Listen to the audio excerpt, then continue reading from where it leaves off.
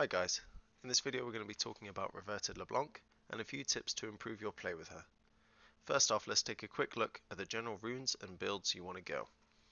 These are the runes you want to take like 90%, 99% of the time really. So you need the burst from Electrocute, Sudden Impact, and the cooldown reduction from Transcendence and Ultimate Hat to make sure your ult is up often and you'll get 40% CDR. Okay, moving on into looking at the build. You want to go for Ludens as your first item. This will give you 20% CDR as well as good mana and early burst. With Transcendence and either Banshees or Zhonya's, you'll hit 40%. And CDR is very important for LeBlanc at the moment with the changes. Your core items are going to be Deathcap, Void, and Sork Shoes. Your Deathcap and Void Staff, depending on what whether the enemy is building lots of magic resist early on, depends on whether you can get Deathcap early or whether you need to go Void Staff. Your conditional items are Banshees and Zhonya's mainly because you're not going to want to get both of them really. Depending on the team comp you're against, say if you're against say like a Syndra or an Ahri like Evelynn or an Elise, a Banshees is going to be better.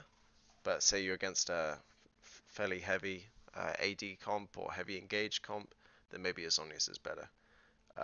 You'd only really need to pick up Morello's early on if you're against say like a Vlad or a Swain or a Soraka. Moving on, here are a few tips to help improve your gameplay.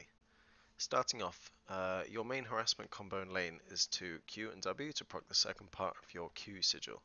The best way to try and do this is if you Q as you W at the max range of W, as you can see by your W indicator. What you can do is you can hide the Q animation within your body, sort of traveling forward.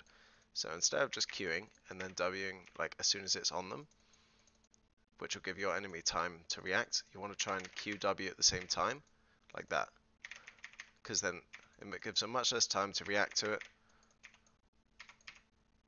It means you can easily get a trade-off. Also, you want to go for an auto attack as you do it as well to proc electrocute easily in lane. From level 2, this means that you can get a lot of pressure, and it's a really easy way to sort of chunk out your opponent early on. Another tip is that you can also hide your chain animation within your W. So normally when you cast your chain, it's quite an apparent cast. You have a little cast time, it's very easy to tell. It's quite slow moving. So what you can do is if you E and W at the exact same time, so E slightly before and then W forwards, what you do is you hide your chain animation within your body. So if you see here, I cast E and W, the chain goes along with you as you distort forwards. This makes it a lot easier to hit your chain on someone and also a lot harder for them to react to it. Your chain is also your longest range ability, as you can see by the indicators.